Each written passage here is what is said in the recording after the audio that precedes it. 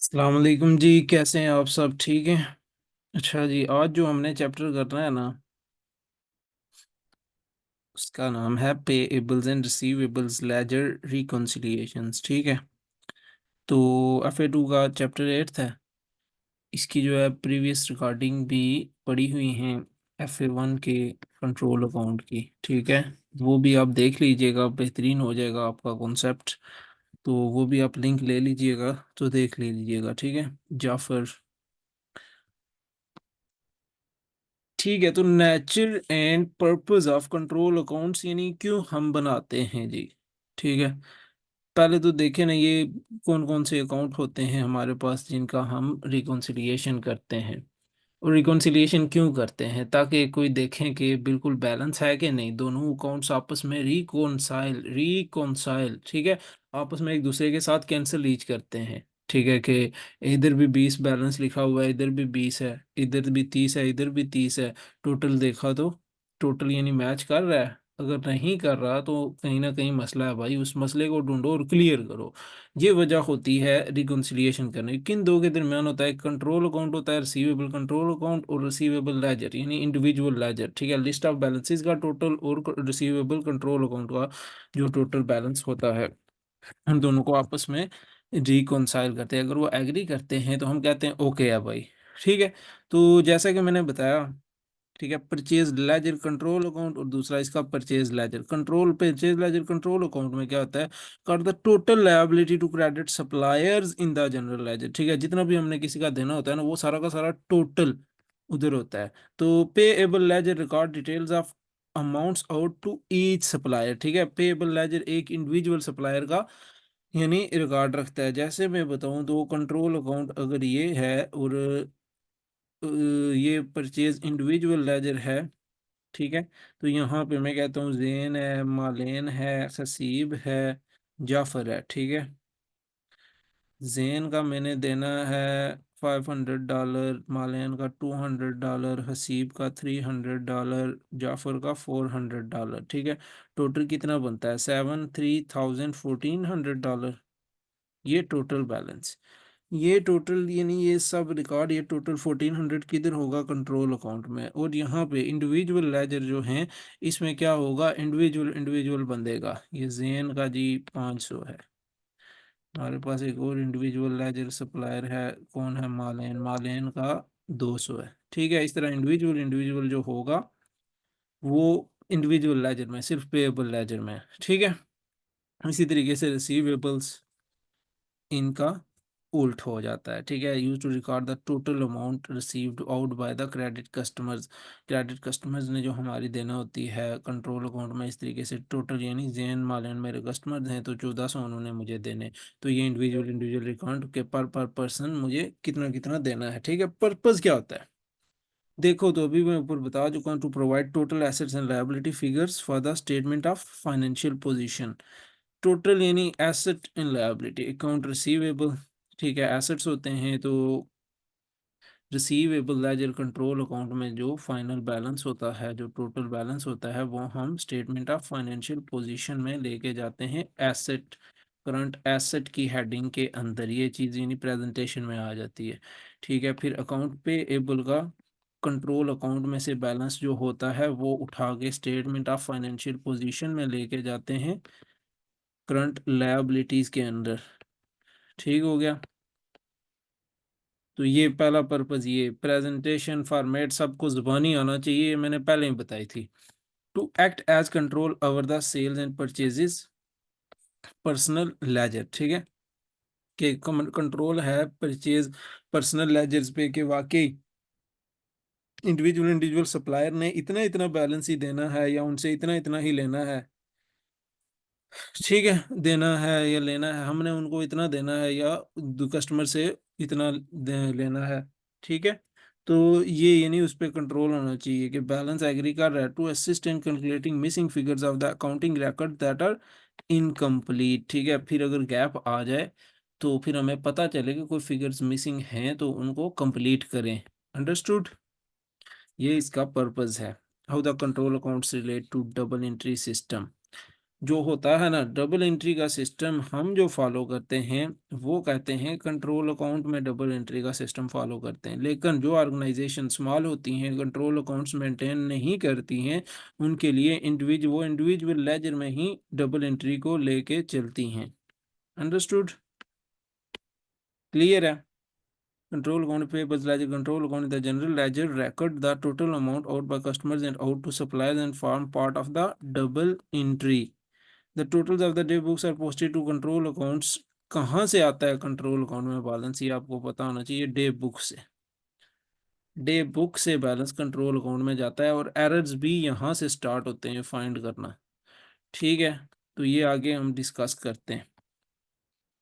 Some of the balances, ठीक है। ये एरर फिर कैसे फाइंड होना चाहिए? बैलेंस दोनों साइड बराबर होना चाहिए, यानी कि इधर इंडिविजुअल लेजर में और कंट्रोल अकाउंट में।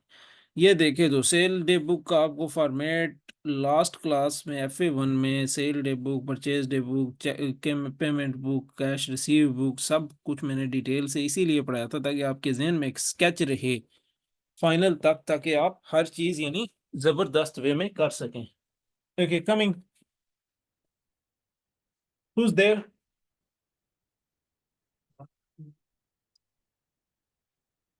ओके, ठीक है। तो ऐसा होता है, फिर जो है ना बेहतरीन हो जाता है। ये सेल्स डे बुक है, तो देखें तो सेल डे बुक में ये कस्टमर का नाम लिखा है, अमाउंट्स लिखी हैं, ये अमाउंट अमाउंट अमाउंट, ये है टोटल बैलेंस। और ये टोटल बैलेंस किधर जाता है? कंट्रोल अकाउंट में, रिसीवेबल लेजर कंट्रोल अकाउंट में ये टोटल बैलेंस जाएगा। और ये बैलेंस इंडिविजुअल लेजर ये जैन के लेजर में चला गया, ये मालेन के लेजर में चला गया, ये हसीब के लेजर में चला गया। अंडरस्टूड? ये स्केच जहन में रखना है, आगे इसी पे बात होने वाली। ठीक है, तो ये समझ लें परचेज डे बुक डिटेल में समझ लें। ये सप्लायर का नाम कितना देना है, ये इतना इतना इतना। तो ये टोटल किधर जाएगा? Purchase ledger control account. और ये इंडिविजुअल जो होगा, ये एन हुडसन के अकाउंट में, ये डोर्स लिमिटेड के अकाउंट में, ये एन हुडसन के अकाउंट में। इंडिविजुअल परचेज लेजर अकाउंट में। अंडरस्टूड? ठीक है, ये बात नहीं भूलना है। ठीक है, तो ये देखें चेक पेमेंट बुक, जैसे आप पीछे भी आप पढ़ चुके हैं, परचेज लेजर कंट्रोल अकाउंट या पेएबल लेजर कंट्रोल अकाउंट बनाते हैं। Opening, closing, purchases, credit purchases और पेमेंट, पेमेंट से ये डिक्रीज होता है। तो ऐसे ही फुल स्केच है, ये पेमेंट वाला टोटल बैलेंस यहाँ पे आता है। ठीक हो गया? देख लें, फिर ये पेएबल्स लेजर, तो ये पेमेंट्स वाला बैलेंस जो पे हुए हैं, तो ये देख यहाँ पे आ रहा है। अंडरस्टूड? ठीक है, तो ये परचेज डे बुक का बैलेंस जो हमने देने हैं, दिए कितने हैं, बकाया कितने हैं, उस हिसाब से। ठीक है, कैरी डाउन ब्रॉट फॉरवर्ड। ठीक है, ये लास्ट FA1 में आपको डिटेल से क्लियर हैं। ठीक है, तो डबल एंट्री ऊपर मैं बता चुका हूँ। दैट कंट्रोल अकाउंट अगर हम नहीं मेंटेन कर रहे तो फिर इंडिविजुअल लेजर में जो है डबल एंट्री करते हैं। ठीक है, control account रिकॉन्सिलिएशंस।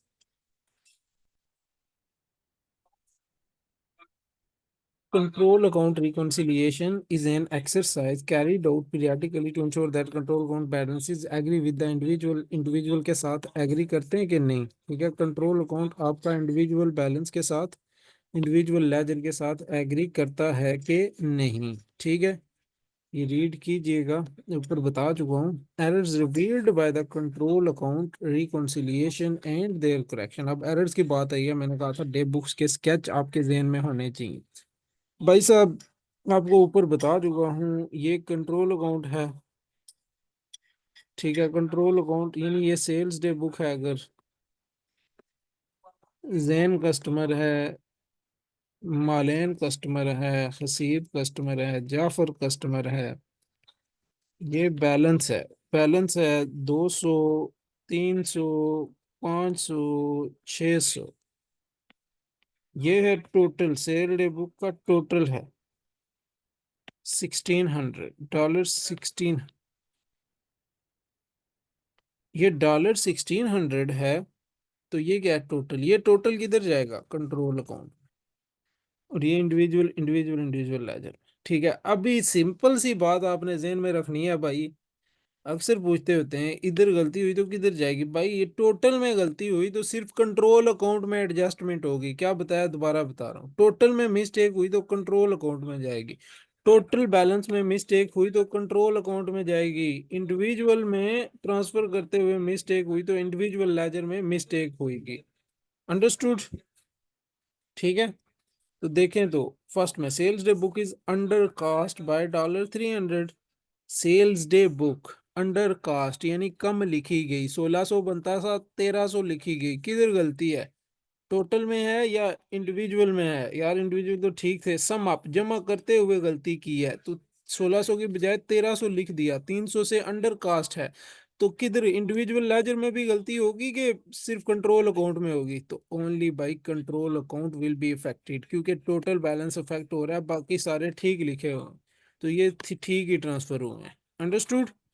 However, the individual entries recording each sale invoice are we must assume correct। ठीक है, इंडिविजुअल एंट्रीज करेक्ट हैं, लेकिन कंट्रोल अकाउंट में जो बैलेंस जाएगा वो रोंग है। 1600 जाना चाहिए था, 1300 जाएगा। ठीक है, तो ये रोंग है। तो फिर एंट्री करेक्ट करने के लिए क्या करोगे, रिसीवेबल 300 से क्या है, कम है ना, सेल्ड बुक अंडर कास्ट है तो रिसीवेबल को बढ़ाओगे। ठीक है, कितने से, डेबिट करोगे 300 रिसीवेबल से और क्रेडिट करोगे, अकाउंट रिसीवेबल डेबिट होगा और क्रेडिट क्या होगा, सेल अकाउंट। अंडरस्टूड। ठीक है, ये रीड कर लीजिएगा, सेम है। अब देखो तो यहाँ पे सेकंड, ये मैंने, हाँ ऊपर फर्स्ट वाला है।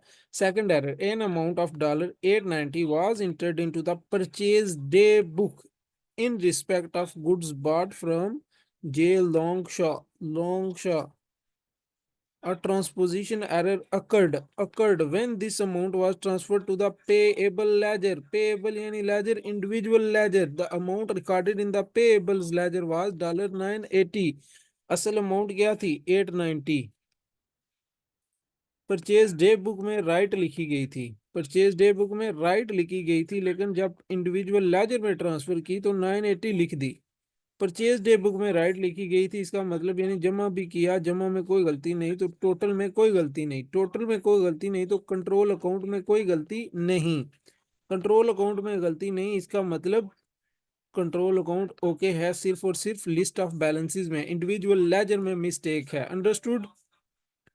ऐसी मिस्टेक हो तो इंडिविजुअल लेजर में। अब मिसाल के तौर पर मैंने गलती यहाँ पे की है कि मालेन का बैलेंस ओरिजिनल में 350 था, मैंने 300 लिखा है, तो ये किधर गलती है, सेल्ड बुक में। सेल्ड बुक में गलती है, यहाँ मैंने 300 के बजाय 250 अगर लिखा है तो ये 250 इंडिविजुअल में भी जाएगा, ये 250 टोटल में भी काउंट होगा।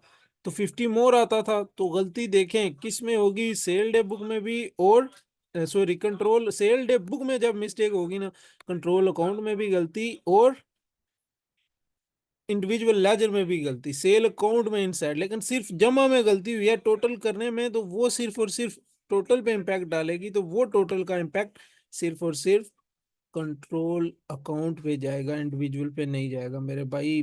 पहला बेसिक कॉन्सेप्ट ध्यान में रखना, ये बैलेंसेस इंडिविजुअल में जाते हैं और ये बैलेंस टोटल में जाता है। तो इंडिविजुअल में जाने का इशू सिर्फ और सिर्फ इंडिविजुअल से रिलेट करता है। अगर यहाँ पे बैलेंस ठीक लिखा है तो वहां पे फिर इंडिविजुअल वाला इम्पैक्ट नहीं करेगा, अनलेस के वो हमने यहाँ पे कोई ट्रांसपोजिशन एरर कर दिया, यहाँ से 200 लिखा था और यहाँ पे भी हमें 200 लिखना था इंडिविजुअल में, यहाँ 220 लिख दिया। अंडरस्टूड। तो ये दूसरे वाला किस पे इम्पैक्ट करेगा, सिर्फ और सिर्फ किस पे, इंडिविजुअल लेजर पे। Control account will be all right. ठीक है, तो 90 से ज्यादा लिख दिया, उसको कम कर दें। ठीक है, credited with 92 much as the entry is corrected, तो डेबिट कर दें 90 से। ठीक है, बैलेंस बराबर हो जाएगा। Cash received of $250 from K Flint had been correctly recorded in the cash received day book. Cash receive में बेहतरीन रिकॉर्डेड कर दिया गया। तो बस अब क्या मसला है, इसका मतलब control account will be all right. ठीक है, क्योंकि कैश रिसीव डे बुक में मिस्टेक नहीं है और ना कोई अंडर कास्ट है ओवर कास्ट है, बट क्या कर दिया गया, had been debited to the Flint's account, यानी क्या एंट्री होगी, कैश रिसीव की क्या एंट्री होती है, cash debit account receivable credit. उसने क्या किया, उसने मिस्टेकन गलती जो उसने एंट्री की कैश डेबिट, उसने अकाउंट रिसीवेबल डेबिट, ऐसी एंट्री हो सकती है, इम्पॉसिबल है। तो राइट एंट्री क्या होगी। ठीक है, आपने फिर अब क्या करना है, अकाउंट रिसीवेबल भी डेबिट कर दिया, अब रिसीवेबल को ऐसे ही करना है, account receivable debit account receivable credit, यानी अब अकाउंट रिसीवेबल क्रेडिट कितनी अमाउंट से होगा, ये जितनी अमाउंट से डेबिट आपने किया हुआ था पहले, तो उसका इफेक्ट खत्म करना है, यानी 250 से अगर डेबिट था तो 250 क्रेडिट करना है, फिर वो ओरिजिनल अमाउंट जो क्रेडिट पे आनी थी वो वाली भी क्रेडिट करनी है, यानी डबल अमाउंट से क्रेडिट साइड पे एंट्री होगी। अंडरस्टूड। ये क्लियर होना चाहिए, मेरे पिछले लेक्चर भी देख लेना, क्लियर हो जाएगा। Discount received column in cheque payments book had not been totalled and posted to the general ledger. Total discount received were 364 had not been totaled. The individual discount received were recorded in the check payments day book and so the payables ledger. ठीक है, कह रहे हैं कि discount receive column जो था ना in the cheque payment book had not been totalled, वो टोटल नहीं किया गया, डिस्काउंट रिसीव का भी कॉलम होता है, वो टोटल नहीं किया गया, तो टोटल में मिस्टेक किस में जाएगी, कंट्रोल अकाउंट में, इंडिविजुअल लेजर में नहीं। यानी यहाँ पे लिखा हुआ था 64, लेकिन यहाँ पे नहीं लिखा 64, यहाँ पे नहीं लिखा, तो मिस्टेक और सिर्फ एरर कंट्रोल अकाउंट में है, इंडिविजुअल में नहीं है, क्योंकि यहाँ से इंडिविजुअल में चला जाएगा। अंडरस्टूड। तो फिर गलती किस में होगी, पेबल लेजर कंट्रोल अकाउंट में। हम कहेंगे कि हमने डिस्काउंट रिसीव किया सप्लायर से, तो डेबिट कर देंगे कंट्रोल अकाउंट को, पेबल लेजर कंट्रोल अकाउंट को, क्योंकि डिस्काउंट रिसीव से ये डिक्रीज होगा, हमारी लायबिलिटी डिक्रीज होगी, और डिस्काउंट रिसीव को हम क्रेडिट कर देंगे 64 से। अंडरस्टूड। ये डबल एंट्री होगी, डबल एंट्री आपने कॉन्सेप्ट से सही करके बना। अब देखो तो balance of $700 owing to J Hudson was omitted from list of balances from the payables ledger। Balance omit कहाँ पे किया, list of balance, list of balances क्या होता है, यानी इंडिविजुअल लेजर को टोटल किया जाता है, तो यानी जेन का, अब हमने लिस्ट ऑफ बैलेंसेस करना है जी, लिस्ट ऑफ बैलेंसेस का टोटल बैलेंस कितना आता है, जेन का, मालेन का, हसीब का। ठीक है, इसका टोटल टोटल टोटल अलग अलग लिखे हुए हैं, अलग अलग पेबल लेजर, इनका टोटल करना है। लिस्ट ऑफ बैलेंसेस हम कर रहे थे, तो मालेन का बैलेंस हमने रिकॉर्ड करना याद नहीं रही, तो किस में गलती है भाई, कंट्रोल अकाउंट में तो परचेज डे बुक से, सेल डे बुक से टोटल बैलेंस जाएगा, ये तो लिस्ट ऑफ बैलेंसेस आप सिर्फ और सिर्फ इंडिविजुअल की कर रहे हैं, तो गलती, mistake will be found only in list of balances individual ledgers में। ठीक है, कंट्रोल अकाउंट में मिस्टेक नहीं होगी। Corrective action is to merely to add omitted balance to the list of balances. ठीक है, तो वो जो है यहाँ से अगर आपने 300 लिखा आता 500 था, आपने 200 मालेन का नहीं लिखा, तो सिंपली ऐड कर दे 200 मोर और इसको 500 कर दे लिस्ट ऑफ बैलेंसेस को। अंडरस्टूड। नेक्स्ट एफ वाली, credit balance of $120 on the account of P Hobbs in the receivables ledger arose from the overpayment of an invoice by the customer. The balance was included on the list of balances as debit। ठीक है, करना क्या था, credit करना था, तो list of balance में हमने क्या कर दिया, डेबिट कर दिया। भाई ये कस्टमर ने हमें ओवर पे कर दिया था, तो कस्टमर के अकाउंट को हमने क्रेडिट करना था, यानी ये हमने कस्टमर को वापस देने थे, ये हमारे लिए लायबिलिटी थी, लेकिन हमने इसको अपने लिए एसेट बना दिया 120 से। क्या करना है, ये जो है डबल अमाउंट से क्रेडिट होगा, क्योंकि एक 120 डेबिट को खत्म करेगा और एक 120 अपनी ओरिजिनल क्रेडिट की एंट्री लेके आएगा। अंडरस्टूड। तो ये सिर्फ और सिर्फ लिस्ट ऑफ बैलेंसेस में मिस्टेक होगी, क्योंकि लिखा हुआ है list of balances, control account में मिस्टेक नहीं होगी यार। ये बात जहन में रखनी है, ये स्केच जहन में रखना है कि बैलेंस कहाँ से कहाँ जाता है। यहाँ से ये जो बैलेंस है लिस्ट ऑफ बैलेंसेस में जाता है इंडिविजुअल लेजर में, और ये टोटल टोटल में मिस्टेक हो तो फिर कंट्रोल अकाउंट के बारे में सोचना है आपने। अंडरस्टूड। फिर ये लास्ट वाली, an invoice of $50 was entered in the sales day book as $500। अब किस में गलती है? सेल डे बुक, ऊपर पहले ही मैं बता चुका हूँ, अगर सेल डे बुक में गलती है तो गलती फिर दोनों में जाएगी। क्यों? क्योंकि सेल डे बुक में यहाँ गलती है 50, टोटल यहाँ पे समझ लो 1000 है, ठीक है। और ये वाला मिस्टेक है, और ये तो इधर भी इफेक्ट जाएगा, इधर भी इफेक्ट जाएगा, क्योंकि ये दोनों साइड जाएगा, टोटल वाले बैलेंस में भी और इंडिविजुअल वाले बैलेंस में भी। तो ड्यूल साइड मिस्टेक है बॉस, क्योंकि गलती मेन जगह पे है, ठीक है। 500 लिखना था तो दोनों राइट होते थे, 50 लिखा है दोनों रॉन्ग हैं। अंडरस्टूड। फिर 450 से इंक्रीज करवाएंगे। The trial balance will still balance, trial balance तो बैलेंस रहेगा क्योंकि 50 होगा, ठीक है, क्योंकि डेबिट क्रेडिट तो बराबर है, लेकिन कम है 450 से। Control account reconciliation will show that the receivables laser control account will B 450 greater than, यानी हमने लेने 500 से 50 लिखा हुआ था तो 450 से इंक्रीज करोगे।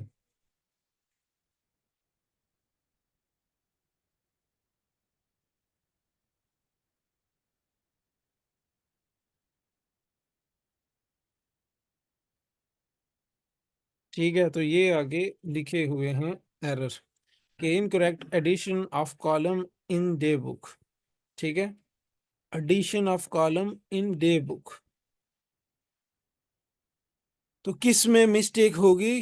कंट्रोल अकाउंट में एडजस्ट करना होगा, पर्सनल लेजर में कुछ नहीं, यानी कास्टिंग एरर है, अंडर कास्ट या टोटल जमा करते हुए, ठीक है, टोटल जमा करते हुए हमने मिस्टेक की है। Incorrect entry in the entry और omission of transaction in the day book, ये लास्ट एंट्री है, ठीक है। 500 लिखने की बजाय 50 लिख दिया, या डे बुक से कोई चीज बिल्कुल छोड़ ही दी, तो दोनों पे इम्पैक्ट जाता है, आपको बताया है ऊपर। Incorrect omission of transfer of total from day book, total total total पे इम्पैक्ट आए तो कंट्रोल अकाउंट पे इम्पैक्ट पड़ेगा, पर्सनल पे नहीं। Incorrect omission of transfer of individual transaction, individual transaction लिखा हुआ है तो भाई इंडिविजुअल लेजर पे। इनकरेक्ट एक्सट्रैक्शन और omission personal, personal account balance individual पे। 1 मिनट। इनकरेक्ट एक्सट्रैक्शन और omission of personal account balance from list of balances.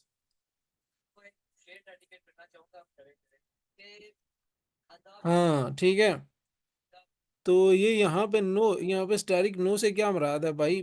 Personal laser हमारा ओके है, अब ये बात भी समझ लें, ठीक है। पर्सनल लेजर कैसे ओके है देख लें, जैन 500, मालेन 200, जाफर 300। ये डे बुक में बैलेंस लिखे हुए थे 500, 300, 200, 400, 600, 800। ये सेल्स डे बुक है, ठीक है। और ये कस्टमर है जाफर हसीब 200। अब मैं लिस्ट ऑफ बैलेंसेस, ये डे बुक है, डे बुक का टोटल यहाँ पे होगा, ये लिस्ट ऑफ बैलेंसेस हैं, ये लिस्ट ऑफ बैलेंसेस हर का मैंने इंडिविजुअल इंडिविजुअल लेजर बनाया हुआ है। जेन का बैलेंस मैंने उठाया, 500 लगाया, 200 लगाया, 300 लगाया, ठीक है, 700, 300, 1000 हो गया जी। ये लिस्ट ऑफ बैलेंसेस मैंने कैलकुलेट किया, 1000 कैलकुलेट किया, तो मुझे याद क्या होना चाहिए था? लिस्ट ऑफ बैलेंसेस 1200 होना चाहिए था, क्योंकि 200 मैंने नहीं डाला मालेन वाला, मालेन वाला 200 नहीं डाला, तो एरर गलती किस में? लिस्ट ऑफ बैलेंसेस में। हम बात किसकी कर रहे हैं? पर्सनल लेजर या कंट्रोल अकाउंट में, तो लिस्ट ऑफ बैलेंसेस एक थर्ड चीज आ जाती है, ठीक है। तो अगर mission from list of balances जमा करते हुए, लिस्ट ऑफ बैलेंसेस को जमा करते हुए मिस्टेक किया, तो ना इधर मिस्टेक ना इधर मिस्टेक फाउंड होगी, ठीक है। क्योंकि ये लेजर तो ठीक लिखे हुए हैं ना, ये लेजर देखो, लेजर बैलेंसेस ठीक है, बस हमने कैलकुलेशन करते हुए एक को भूल गए। Understood. Incorrect addition of balancing of personal account, ठीक है, अगर पर्सनल अकाउंट में बैलेंस ले जाते हुए, ठीक है, उसमें कोई मिस्टेक की तो वो मिस्टेक पर्सनल अकाउंट में डील होगी, कंट्रोल अकाउंट में नहीं। होप के अच्छे से आपको समझ आ गया। तो mechanism of control account reconciliation क्या क्या होता है, ठीक है, देखो तो। Total list of balances originally extracted. List of balances हमारे पास कितने हैं जी, ठीक है, जैसे कि ये 1000 है, मैंने ये कैलकुलेट किया, list of balances 1000। correction of errors in personal accounts, less correction of errors in personal accounts। तो कोई भी ऐसी चीज नहीं थी जो मैंने यहाँ से छोड़ ज्यादा लिखी हो, ज्यादा नहीं लिखी बल्कि इसको मैंने कम लिख दिया था। Correction of errors in personal accounts add करें, तो मुझे याद है मैंने मालेन का बैलेंस नहीं लिखा था, तो यहाँ पे तो जीरो आएगा क्योंकि कोई मैंने चीज एक्स्ट्रा इजाफी नहीं डाली। किसी का जेन का 500 था, 500 ही लिखा है, ठीक है। अगर जेन का इधर 500 होता, इधर मैं 600 लिखता तो 100 मुझे निकालना पड़ता है यहाँ से, ठीक है। 500 का 500 ही लिखा है। तो देखे तो मैंने क्या किया था, कोई चीज मैंने कम लिखी थी, मालेन का बैलेंस नहीं लिखा था, वो 200 ऐड कर दें तो ये 1200 आ जाएगा। फिर इस 1200 को किससे कंपेयर करोगे, कंट्रोल अकाउंट से, तो सेम बैलेंस ही होगा, ठीक है।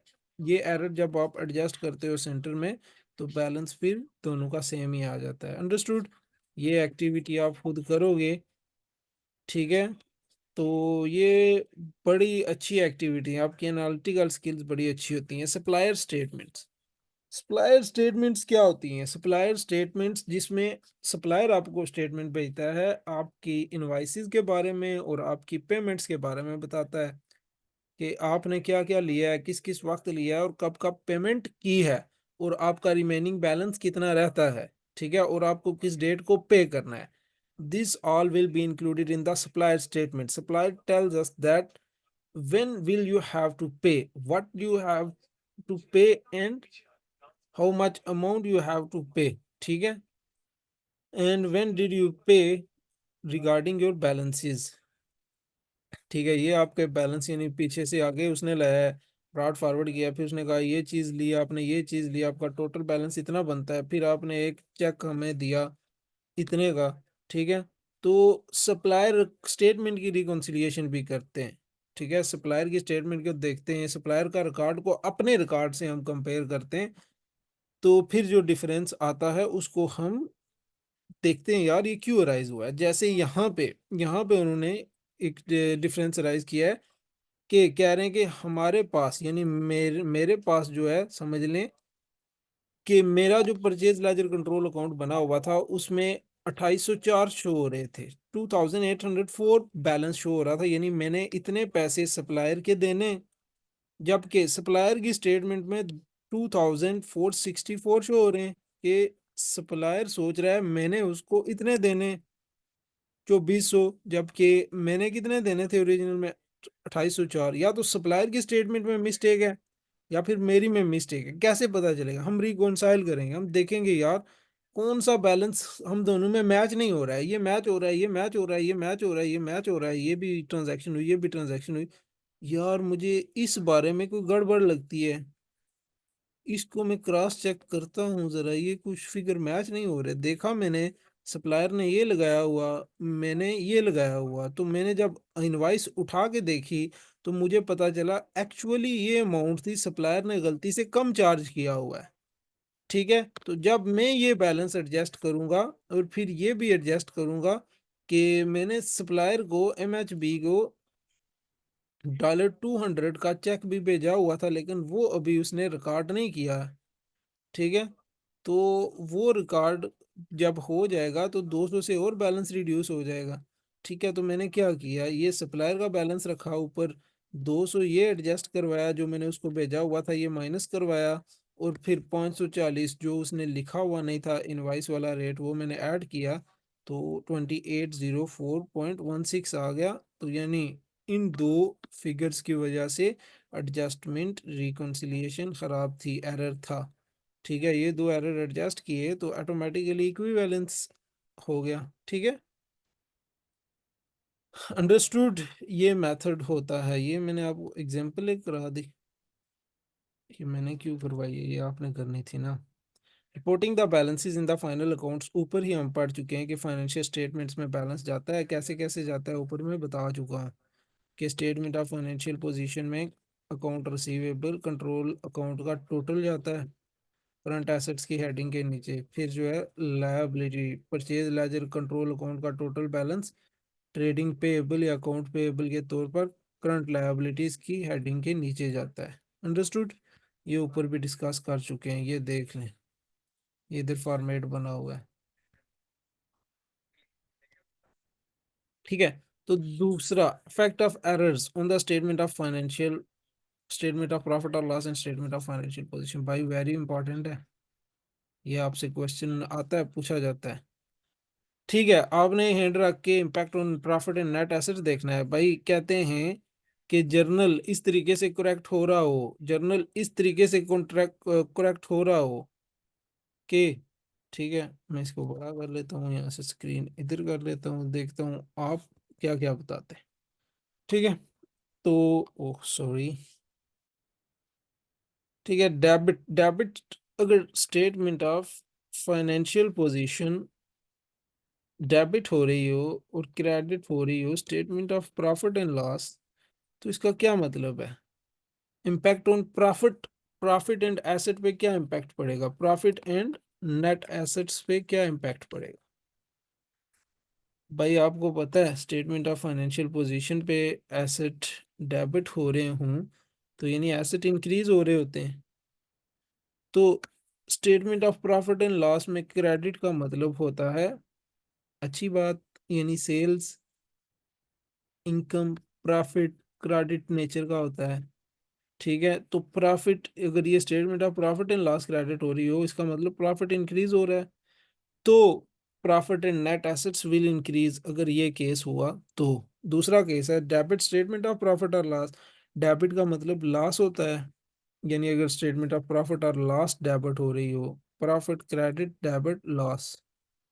ठीक है, तो credit statement of financial position account, तो क्रेडिट हो रहे हो तो आपको पता है एसेट्स क्या हो रहे होते हैं, लेस हो रहे होते हैं, तो यहाँ पे लॉस, यहाँ पे लेस। ठीक है, तो profit and net current assets will be less, decrease होंगे, डिक्रीज शो होंगे। ठीक है, अब ये debit statement of financial position, credit statement of profit and loss, अब ये क्या है, debit statement of financial profit और लॉस, डेबिट हो रही है, sorry, debit statement of profit और loss in credit statement of profit और लॉस, नो इम्पैक्ट होगा, 50 से जो इम्पैक्ट होगा वही 50 से इसको खत्म कर रहा होगा, तो no impact on profit and asset. समझ आई? Debit statement of financial position, credit statement of financial position account, no impact. क्यों यार, जितने से डेबिट हो रही है उतने से ही क्रेडिट हो रही है, 50 से डेबिट हो रही है 50 से क्रेडिट हो रही है, तो नो इम्पैक्ट। अंडरस्टूड? ठीक है, तो ये देख लीजिएगा अच्छे से, बड़ा इंपॉर्टेंट है। Example, must attempt your self, थोड़ी लॉन्ग है लेकिन बहुत अच्छी है आपकी एनालिटिकल स्किल्स के लिए, और सोल्यूशन पे नहीं जाना है भाई, एग्जाम्पल खुद करनी है, तभी आप अच्छे से लर्न कर सकेंगे। खुद अटेम्प्ट करनी है, फिर अगर किसी को समझना आई तो हम ये डिस्कस कर लेंगे। अंडरस्टूड?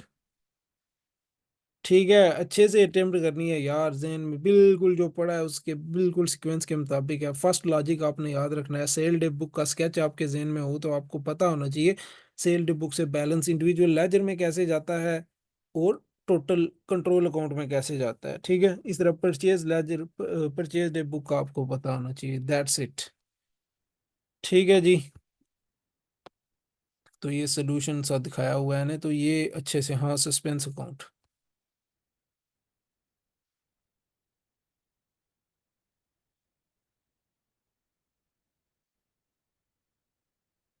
ठीक है, रिकॉर्ड इन सस्पेंस अकाउंट।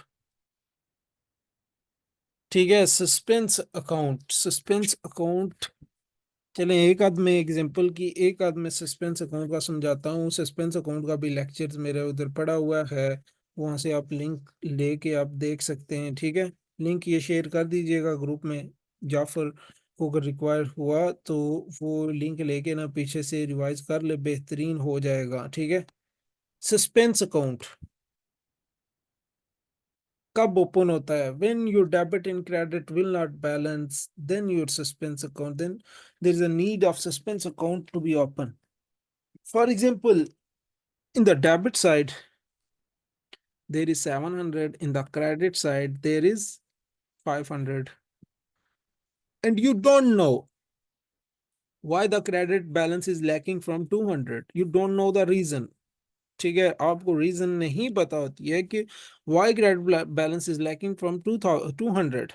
ठीक है, तो आप क्या करते हो? सस्पेंस अकाउंट ओपन हो जाता है क्रेडिट साइड का 200 से, क्योंकि आपको पता ही नहीं है 200 बैलेंस क्या है, तो आप बराबर कर देते हो 700 इधर 700 इधर, सस्पेंस अकाउंट ओपन करके.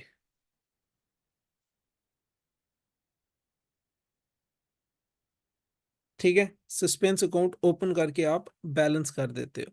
अब इसकी करेक्शन कर, जैसे जैसे वक्त गुजरता गया आपने फाइंड किया यार ये गलती तो इस वजह से थी. जैसा कि मैं कहूँ, अकाउंट पेएबल हमने 200 से क्रेडिट नहीं किया था. आपको हर स्टेटमेंट में रीजन दी होती है, आपको सिर्फ आइडेंटिफिकेशन करना होती है. ठीक है, प्रीवियसली मैं बहुत अच्छे तरीके से बता चुका हूँ, जैन आपने भी वो लेक्चर सुना हुआ होगा.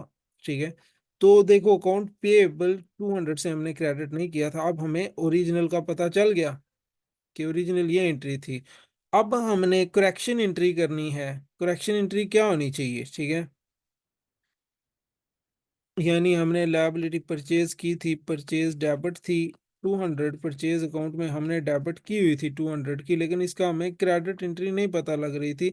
तो क्रेडिट एंट्री पे हमने सस्पेंस अकाउंट खोल दिया था 200 से. इसकी ओरिजिनल राइट एंट्री क्या होनी चाहिए? Purchase account debit, account payable credit, यानी अकाउंट पेएबल का नाम हमें याद नहीं आ रहा था, तो वो हमें पता चल गया. ठीक है, जैन था, जैन के हम लायबल थे. अभी ये हो गया, तो करेक्शन एंट्री क्या होगी? करेक्शन एंट्री में सस्पेंस अकाउंट को क्या कर देंगे? ये क्रेडिट साइड था, सस्पेंस अकाउंट को सबसे पहले खत्म करें. सस्पेंस अकाउंट डेबिट 200 से, और ओरिजिनल एंट्री क्रेडिट कर दें, जेन अकाउंट पेएबल क्रेडिट. ठीक है, तो आपकी ये दोनों एंट्री क्रॉस हो गए, राइट एंट्री बन जाएगी. सस्पेंस अकाउंट खत्म. ये देखो, ये डेबिट का एक साइड आ गई, क्रेडिट का एक साइड आ गई. अंडरस्टूड? तो इसका क्या है, सस्पेंस अकाउंट मेन कॉन्सेप्ट ये है सस्पेंस अकाउंट का. अब आपको क्या रिक्वायर है? अब आपको सस्पेंस अकाउंट्स की एग्जांपल नहीं रिक्वायर है कि मैं मजीद आपको समझाऊं तो आपको समझ चलेगी. अब आपको 5 एलिमेंट्स की आइडेंटिफिकेशन रिक्वायर है कि how will you identify that which is this element. ठीक है, which this transaction belongs to which category of the elements. ठीक है, कि ये ट्रांजैक्शन में जो ये अमाउंट है किस कैटेगरी के एलिमेंट्स में जाएगी. सस्पेंस अकाउंट ओपन करने का तो आपको पता चल गया ना, ये ओपन करना है, फिर आपने बस डबल एंट्री का बाकी सारा खेल है. ठीक है, कि डबल एंट्री, जब आपने राइट डबल एंट्री फाइंड कर ली बनाना कि डबल एंट्री यहाँ पे बनती क्या थी, ऑटोमेटिकली आप सेकेंड से ये सस्पेंस अकाउंट के बैलेंस को रिकॉन्साइल कर दोगे डेबिट क्रेडिट करके, तो ओरिजिनल एंट्री आपकी आ जाएगी. अंडरस्टूड? ये सारा वही है जब आपने जिसमें, और suspense account will always be open only for that. किसके लिए ओपन होगा? जिसके लिए डेबिट और क्रेडिट बराबर नहीं होगा, otherwise suspense account will not be open. Understood? ये बात जहन में रखनी है आपने. ठीक है, तो दैट्स ऑल.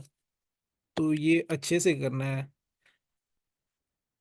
ठीक है, ये जस्टिस नेट प्रॉफिट ये समझ रहे हैं, ऊपर जो हमने पढ़ा statement of profit and loss में कौन सी चीजें जाएंगी कैसे जाएंगी, तो स्टेटमेंट ऑफ फाइनेंशियल पोजीशन में कौन सी जाएंगी, ये मस्ट अच्छे तरीके से अटेम्प्ट करना है. अच्छे से, यानी जब आप ये एरर एडजस्ट करेंगे ना, सेल्स पे क्या इम्पैक्ट पड़ेगा, ठीक है, एक्सपेंसेस पे क्या इम्पैक्ट पड़ेगा, लॉस अगर था तो कितने से इम्पैक्ट करेगा ऊपर एरर की वजह से. अंडरस्टूड? तो ये भी अटेम्प्ट करना है अच्छे से. ये नहीं कि बस ये मैंने कहा है तो आपने ऐसे ही कर दिया.